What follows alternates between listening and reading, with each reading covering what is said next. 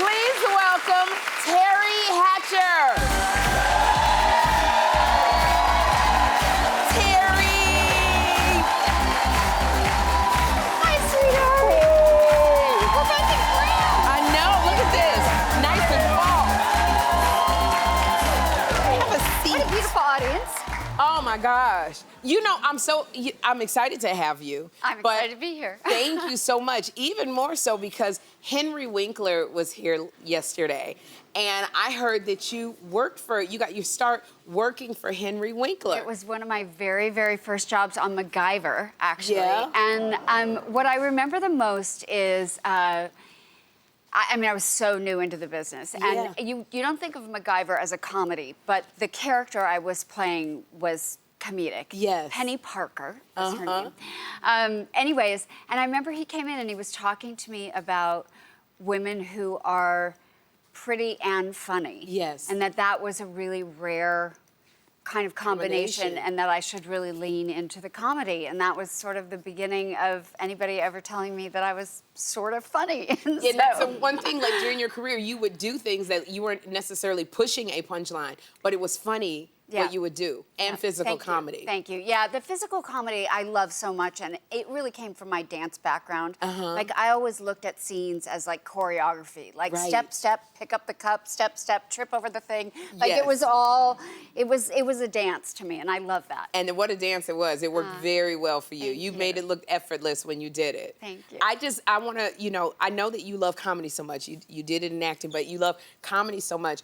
I hear that you're trying stand-up comedy. Yeah, a little bit. I mean, I got this unbelievable opportunity a few years back to do something on Showtime called Funny Women of a Certain Age. Right. With Marsha Warfield. Oh, you did it with Marsha? Yeah, she was, we performed at the Improv in Irvine. Yeah. And so I wrote my own 20-minute set and performed you did 20 minutes? I did, and performed it at the thing. And it went really successful. I have to say the community of comedians, I mean, everybody from Marsha, Wendy Liebman, even Jay Leno, like, really stepped up.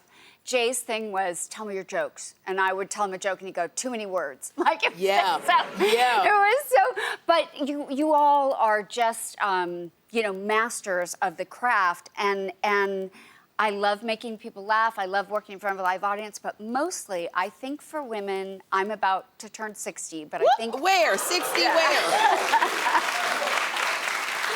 You look so good. This calf is about to turn 60. I feel like it's a great place to tell our stories. Yes, it is. That I think women over 50... The roles can become fewer and far between, but it's a place where you can own your story. And so I haven't gotten back on stage. I'm obviously not brilliant at it like a real stand-up, but I do really love it. So. Here's the thing, when you do stand-up comedy, this is a great age to do it because you have so much life experience, and you get to get on stage and talk about anything you want with no regrets. You just go and do it. That's what makes it better at this season of our lives when we get on stage. I love that. Because everybody can relate to you. For sure. Okay? For sure. There's one thing I said, you remember when we used to talk about the number of the men we wanted to get with? And now our conversation is, I need you to be the guardian if something happens to me in my last will and testament. Okay, so my thing on that is that people would say, like, are you dating? And I'd say, well, I don't date much anymore because I used to date, and you'd look across the table at the guy and you'd think, like, okay, I wonder if we're gonna end up in bed together. And now I look across the table and I just think, when am I gonna have to change this guy's diaper? There we go. That's the beginning of the joke and the whole story. It's just not that fun anymore. Yes, it is. Because we all go through that. You get back on that stage and do it. Okay, It's so fulfilling. Do that, Teri. Oh my gosh, that was hysterical. I am also excited for your new Lifetime movie, How to Fall in Love by Christmas. So you turn, and like you were saying, you're 60, but you're not gonna be 60 until this premieres, right? Am I correct? It's actually premiering on my 60th birthday. On your 60th birthday. Isn't that weird? What a gift, though. I guess that is a gift, yeah. Like, how do you feel about this kind of this milestone about being 60? I mean, there's only one way to feel about aging, and that's grateful. I mean, every day above ground is a gift, right? So I do look at it with a lot of gratitude. I also kind of going back to what you said about the comedy. You know, the older you get, the more you just like I am who I am, Absolutely. and it just it just is, and I'm just going to make the most of every day, and you kind of just can't worry about the little things. So I have a group of girlfriends. We're going to do a really little special adventure together. It means so much. What are you guys gonna do? I'm not going to say. Okay, are you going somewhere? We're taking a trip. Okay, you're going to... We're taking a trip to a place that means a lot to me. Okay, nice. And has throughout the year. And none of them have ever been there. It's kind of hard to get to. And so... y'all gonna go visit the monks, the Buddhist monks? No, it's gonna be more fun than that. Okay. And we're gonna end up at one of my favorite restaurants. So there's that part of it it's really touching. But mostly I don't know, I'm happy to still be here. Absolutely, being here. And then, like, how do you feel turning 60? I'm 57 and I love it. Like, this is the best time of my life. Do you feel like it's such a difference from when you were in your 30s or your 40s, turning 60? Yes, I mean, yes. It's I'm like so tongue-tied about it because it's that balance of you want to just continue to be the best you can every day, Yeah. but also there's a lot of acceptance that comes with it, and that is just grace. Yes. You know, I feel like when we're young, we're so hard on ourselves, and I feel like the expectation of it to be something other than what it is lessons, and it's really nice. Absolutely. So to me, for all the times that my shoulder hurts and, you know, I can't party anymore, and like all the things when you're aging, you do sort of have to pay attention to that stuff more. I just feel like it's a lot of relief. It's a lot of relief, absolutely. We don't drop it like it's hot like we used to, but we still hot. I know that.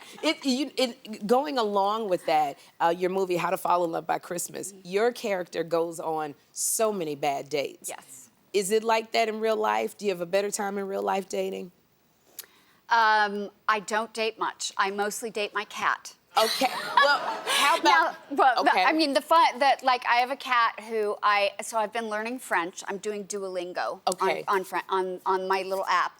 And what I noticed is when I got in bed and got my phone out to do my little Duolingo, I don't know if it's because the little French guy in there's like, hello, bonjour, you know, whatever his voice is. My cat must have been French in another life because she jumps up on my chest and she just sits there on my chest while I do the little game, and then I just pet my cat. It's better than any date that you could possibly go on. I'm not gonna lie. I love that because when I'm alone, I pet my cat too, and it feels so good. Okay. So, okay. I'm just saying. Okay. I'm just saying, don't knock it until you try it. Okay, so, all right, so you don't date much. Let me tell you something. It's so many men on this set who have watched you through your career. They have crushes on you. What about younger men? I know the younger men are like, Teri. Don't you think? I think younger men, I think it would just be too much. This is the problem. This is why I don't date, because I don't want to date the guys who are 75 who want to date me, because I already mentioned why. Right. And the younger guys, I just feel like it'd be keeping up. I'd have to like, how do I look in a bikini today? And I just don't care. But you know what? They don't care about the bikini. They don't care either. The younger guys, they don't care, like, really, because they are so enamored, and they got the old souls, and they want to talk, and they want to go and do stuff. It keeps you young. All right, well, if I find that young guy, then I guess I could. Girl, I got about 10 of them I can introduce you to. All I'm telling right. you. Okay, line them up. I'm telling you. I mean, people will say that to me. They're like, we can't believe you don't date. They must be lining up out the door. And I'm like, no, I open it once in a while. And there's nobody there. Girl, let me tell you something. Cher's, her man is 37 years younger than her. Madonna goes younger. I know. Patti LaBelle goes younger. Let me tell you something. It's some spice that we got that they can't get from the youngins, all right? Okay. All Better know that. Okay. Girl. And see, we good with these young men. Can you call me every day? I'm gonna call you. We got stuff they don't want. First of all, you tell them, look, I ain't got no uterus, so I can't get pregnant, okay? Number one. You ain't got to worry about that one. That's true. I'm telling you. And then you tell them what you want. See, the young ones, they don't know how to tell them what they need. Teri, you know what you want, what you need. If you can pet your cat, you can tell a young one. Girl, we are in the prime of our life. That's right. Yo, Teri, thank you so much for being here.